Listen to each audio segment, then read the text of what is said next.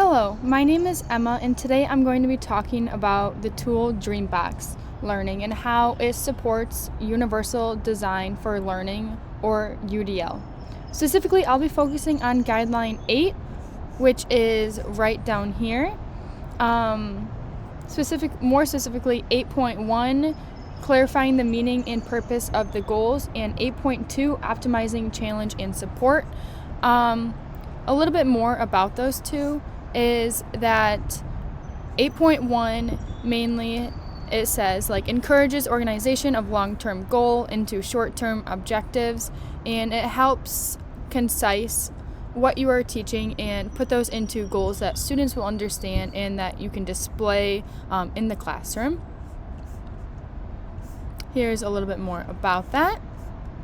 And then 8.2 is optimized challenge and support, which this just helps students and offers options for verifying models and complexity or difficulty, and offers opinions for tools and scaffolding that aligns with the learning targets. Here is a little bit more about the surrounding ones. To keep going, so my tool Dreambox, which I will head over here. Dreambox Learning is an online, I'm specifically doing math, so an online math program that can be accessed just by typing in dreambox.com. It is a subscription-based platform, but many schools provide access, so it is often free for students to use in the classroom. Dreambox Math is for grades K through 8. It is an engaging and adaptive math program that integrates curriculum and continuous formative assessments to personalize instruction, develop conceptual understanding, build critical skills, and improve achievement for every student. So some of the main features of Dreambox is it is adaptive, meaning it just in real time based on where the students are. So if you go down here, you can hit explore more, and you can request a demo, but so here is some examples of the games, which they are very easy for the kids to understand and don't take a lot of adult assistance. So there are many different games they can play.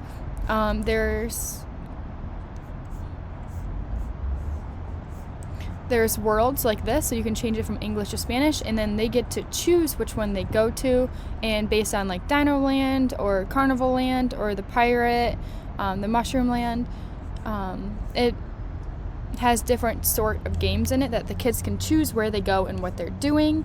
And then so every year it'll get harder for the students, and as the students accomplish and unlock different games, it slowly gets harder, and it also is really good at explaining what is happening, which I really like. I use this in my classroom, and the students love it. It tailors right to their learning and how they are doing independently. It is very rare for students to need help or not understand a game. So there's also a teacher side to it. Let me go back.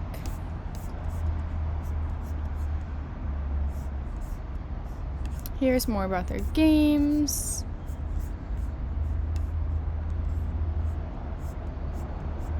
So here's the teacher side of it.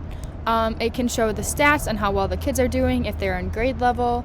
You can instantly see how far they have gotten, what they're spending their most time on, and their growth.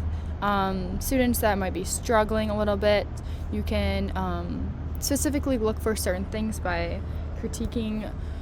You can block certain things. So in my placement, she blocked the arcade where students could turn their coins they collected from winning the games into prizes because she realized students were spending too much time on there. So she blocked that part of it.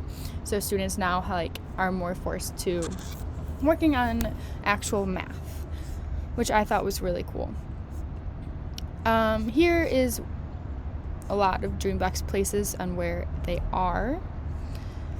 So some reviews, I know many teachers in my placement have a positive experience with Dreambox because it keeps students engaged and meets them at their individual learning levels.